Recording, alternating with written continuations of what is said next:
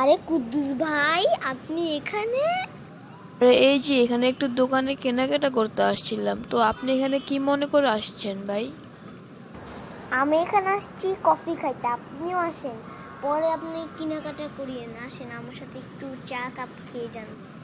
আচ্ছা চলেন, আপনি যেহেতু আমাকে কফি চা খাওয়াবেন, চলেন। আরে ভাই, আপনার কফিতে কি চিনি হবে?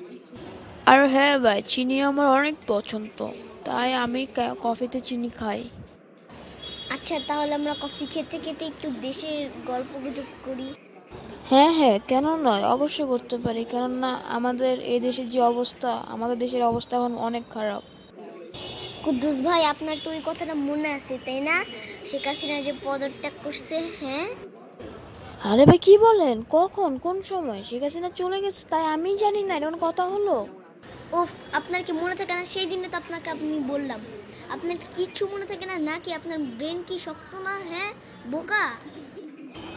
কই ভাই, আমার তো মনে পড়তেছে না। আচ্ছা, এসব বাদ দেন। আরে তুতু ভাই, এখন রাত 12টা বেজে, চলেন আমার বাসায় যেয়ে আপনারা ডিনার করেন। আজই না, অন্য কোনো সময় যাব। আচ্ছা চলেন তাহলে, যাওয়া যাক। কুদ্দুস ভাই, এসে পড়ছি, আসেন। আচ্ছা ভাই, বাসায় যাওয়া যাক, অনেক টায়ার্ড হয়ে গেছি।